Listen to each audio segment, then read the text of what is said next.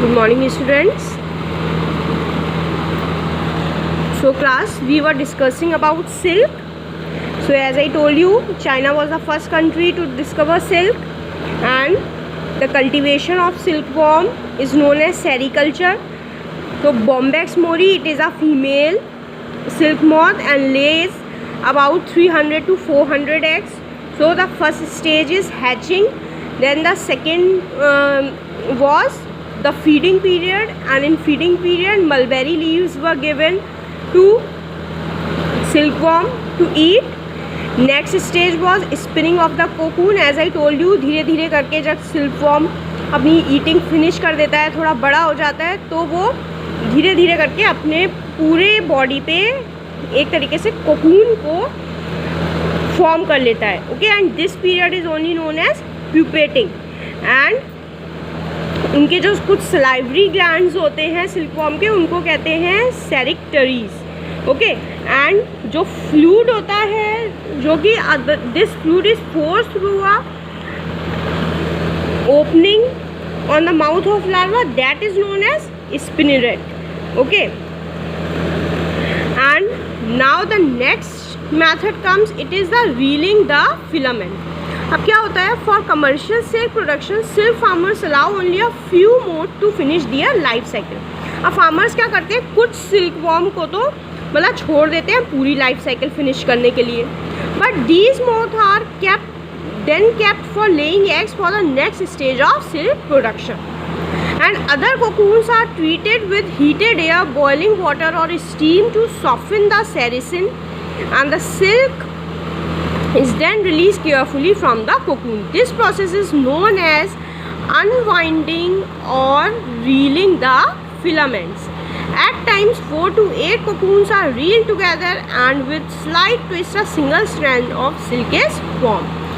See, अब इसमें क्या होता है रीलिंग प्रोसेस में, अब कुछ सिल्कवॉर्म को तो वो पूरी लाइफ साइकिल फिनिश करने के लिए छोड़ देते हैं, और फिर उनको फिर से एग्स प्रोड्यूस करने के लिए उनको रोक लिया जाता है. लेकिन जो अदर कोकून्स होते हैं, उनको हीटेड एयर में या फिर बॉइलिंग वाटर या स्टीम के जरिए उसको थोड़ा सा मॉइस्ट कर दिया जाता है, सॉफ्ट कर दिया जाता है, ताकि जो उसके ऊपर जितना कोकून है वो निकाल सकें. और उसी प्रोसेस को कहते हैं अनवाइंडिंग या रीलिंग ऑफ द फिलामेंट. फिर वो क्या करते हैं, कम से कम 4 से 8 कोकून को वो एक साथ रील करके उसको लंबे लंबे धागों में, स्ट्रैंड में वो कन्वर्ट कर लेते हैं. Yesterday one girl asked what is the meaning of Metamorphosis.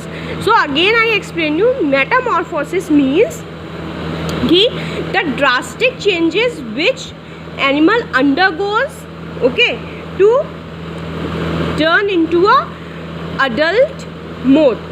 Means, या you can say like example silkworm या फ्रॉग होता है, बटरफ्लाई है, तो दीज अंडरगो मेटामॉर्फोसिस. मीन्स अब क्योंकि देखा जाए तो उनकी बॉडी में कितने चेंजेस होते हैं, पहले एग्स आए, फिर उसके बाद लार्वा आया, फिर प्यूपा आया, फिर छोटा उसमें से मोथ निकला, फिर it turns into adult moth. तो ये पूरे जो चेंजेस जो उनकी लाइफ साइकिल में चलता है, that is only known as Metamorphosis.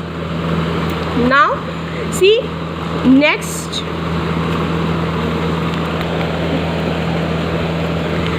now in most cases the sericin protects the silk fiber during different stages of processing. It is washed off before the yarn is prepared. तो उसको अच्छे से wash किया जाता है yarn prepare करने से पहले. But in raw silk the sericin remains and therefore is coarser than usual silk. लेकिन रॉ सिल्क में जो क्या होता है, सेरिसिन थोड़ा बहुत रह जाता है, इसीलिए वो थोड़ा सा सिल्क के मुकाबले थोड़ा सा कोर्सर, मीन्स थोड़ा सा मोटा होता है. Okay, when the sericin is washed with boiling water and soap the fabric becomes lustrous. So see, फिर उसके बाद क्या आता है, जब सेरिसिन को पूरा वॉश कर लेते हैं बॉइलिंग वाटर से और सोप से, तो फैब्रिक्स थोड़ा जो फैब्रिक होता है वो और शाइनी हो जाता है. Okay, soft and lighter by 25 to 30%. क्यों? क्योंकि जो उसमें जितने भी सेरिसिन लगा होता है वो बॉइलिंग वाटर से वॉश करने के बाद हट जाता है, और वो थोड़ा सा और शाइनी और सॉफ्ट बन जाता है. Now next process is silk processing. So Raw silk is then twisted into a single strand to make it sufficiently strong for weaving and knitting. This process is known as throwing. और फिर उसके बाद क्या होता है कि जो raw silk होती है वो बिल्कुल तैयार होती है वीविंग और निटिंग के लिए, उस प्रोसेस को कहते हैं throwing. It makes the thread strong and prevents it from splitting. वो थ्रेड को स्ट्रॉन्ग बनाती है और एक दूसरे से चिपकने में प्रिवेंट करती है. With this procedure 4 different types of silk thread can be produced. 4 different types के सिल्क प्रोड्यूस किए जा सकते हैं. Crepe, thrown singles, tram and organzine. Okay, these are different types of silk.